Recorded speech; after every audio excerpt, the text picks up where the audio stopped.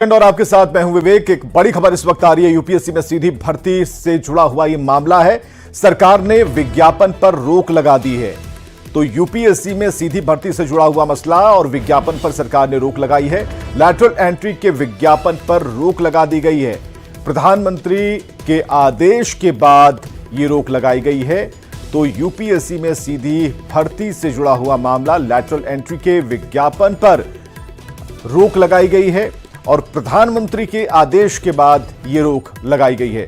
तो इस वक्त की बड़ी खबर हम आपको बता रहे हैं। यूपीएससी में सीधी भर्ती मामले से जुड़ी खबर, सरकार ने विज्ञापन पर रोक लगाई और लैटरल एंट्री के विज्ञापन पर सरकार ने रोक लगा दी है और प्रधानमंत्री के आदेश के बाद इस रोक को लगाया गया है। तो ये एक बड़ी खबर है इस वक्त की, लैटरल एंट्री के विज्ञापन से जुड़ी हुई, जिसमें यूपीएससी में सीधी भर्ती से जुड़ा हुआ ये मामला है और उस विज्ञापन पर रोक लगाई गई। अमितेश हमारे साथ बने हुए हैं। अमितेश, क्या खबर है?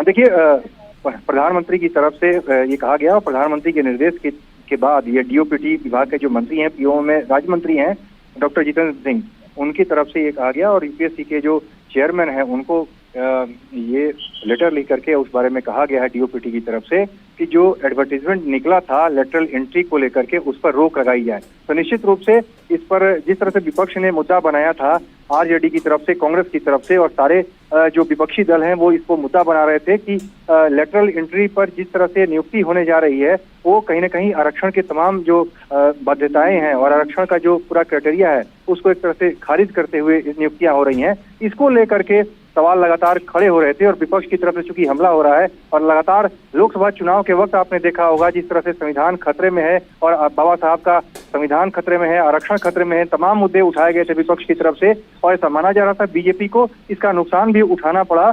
तो उसके बाद किसी भी तरह की कोई गलती बीजेपी नहीं होने देना चाहती है। यही वजह है कि सीधे प्रधानमंत्री की तरफ से तमाम मुद्दों पर विचार करते हुए यह निर्देश दिया गया। उसके बाद इस एडवर्टीजमेंट को ही रद्द करने का फैसला किया गया है। तो निश्चित रूप से सरकार ने कदम पीछे खींच लिए हैं और विपक्ष का दबाव इसमें काम आया है और भले ही बीजेपी की तरफ से इस पर बातें कही जाएगी, राजनीति आगे भी जरूर इस पर होगी। बीजेपी कहेगी जो नेशनल एडवाइजरी काउंसिल बनाई गई थी और पीएम के ऊपर एक सुपर पीएम बीजेपी जिसको कहती है, सोनिया गांधी के नेतृत्व में एनएससी का गठन हुआ था, वो क्या था उसके ऊपर भी सवाल खड़े किए जाते रहे कि नेशनल एडवाइजरी काउंसिल के माध्यम से एक तरह से गवर्नमेंट चल रही थी यूपीए शासनकाल में, मनमोहन सिंह के प्राइम मिनिस्टर थे। तमाम बातें कही जाएगी, आरोप लगाए जाएंगे, लेकिन उसके बावजूद अभी जिस तरह का माहौल है, 4 राज्यों में विधानसभा का चुनाव होना है और लगातार लोकसभा चुनाव के बाद जिस तरह का माहौल है उसको ध्यान में रखते हुए बीजेपी ने ये कदम पीछे खींचे हैं। सीधे प्रधानमंत्री के दखल के बाद, हस्तक्षेप के बाद ये फैसला किया गया है। बहुत बहुत शुक्रिया तमाम जानकारियों के लिए अमितेश।